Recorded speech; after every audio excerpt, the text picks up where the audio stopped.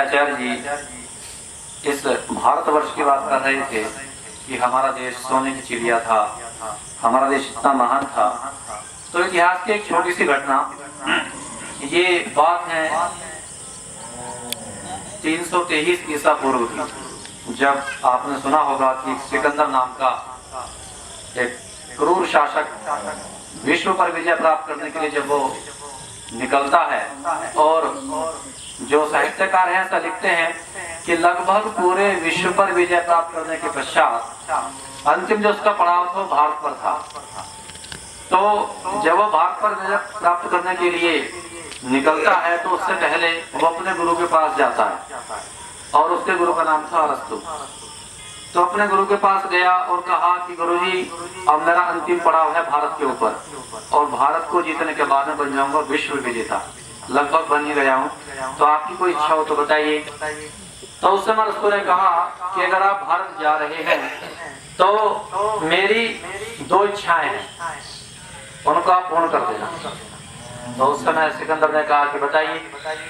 तो अरस्तु ने कहा कि एक तो वहां से आप गीता, श्रीमद् भगवत गीता पुस्तक ले आना, ये जी ठीक है, और दूसरा कि वहां से आप एक गुरु ले आना।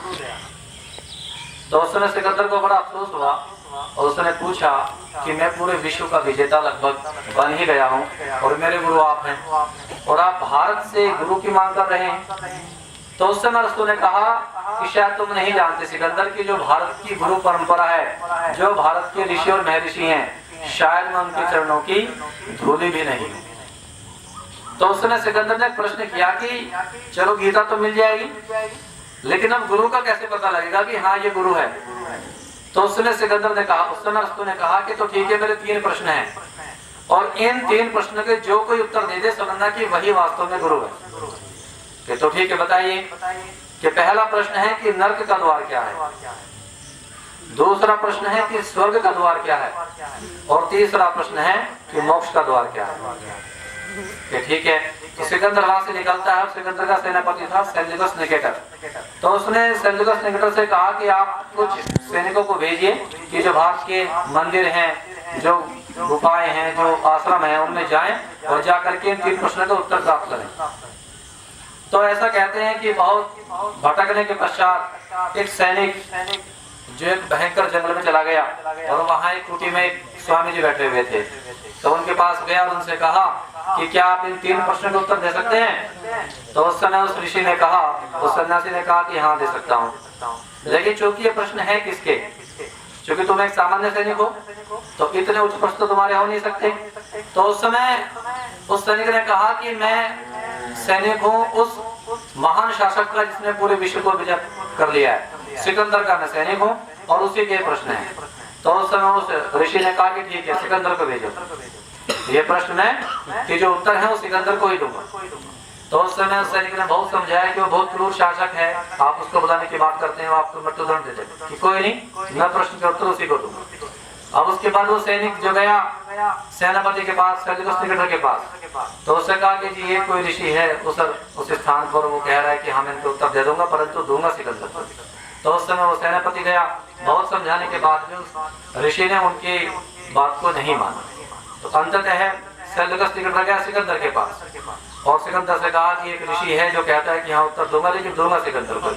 अब सिकंदर ने कहा कि शायद वो नहीं जानता कि मैं कौन हूँ, और क्रोध से परिपूर्ण वो सिकंदर उस ऋषि के पास पहुंचा, और आश्रम के बाहर, कुटी के बाहर जाकर के कहा कि निकलो बाहर, तुम्हारी इतनी हिम्मत कि तुम मुझे बुलाने की बात करते हो।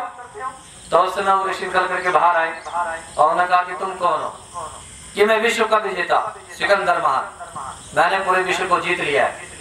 तो जब उसने ऐसा कहा तो ऋषि ने कहा कि तुम विश्व को जीतने की बात करते हो, तुम स्वयं के गुलाम हो, तुम अहंकार के गुलाम हो, तुम काम क्रोध लोभ के गुलाम हो, और तुम विश्व को जीतने की बात करते हो।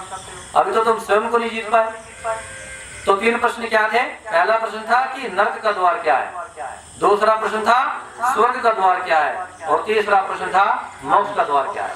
तो जब उस ऋषि ने सिकंदर को यह कहा कि तुम स्वयं के गुलाम हो, तो वो क्रोध से परिपूर्ण उसने तलवार बाहर निकाली, और जैसे ही मारने के लिए चला ऋषि को, तभी ऋषि ने कहा ठहरो सिकंदर, ये नर्क का द्वार है। अब जब पहले प्रश्न का उत्तर मिला तो तलवार हाथ से छूट गई, और जैसे तलवार हाथ से छूटी वैसे ऋषि ने कहा कि ये स्वर्ग का द्वार है। अब जब दो प्रश्न के उत्तर मिले तो आंखों से अश्रुधारा बहने लगी और विनम्र भाव से चरणों में उत्प्रोत हो गया। तब ऋषि ने कहा कि ये मोक्ष का द्वार है।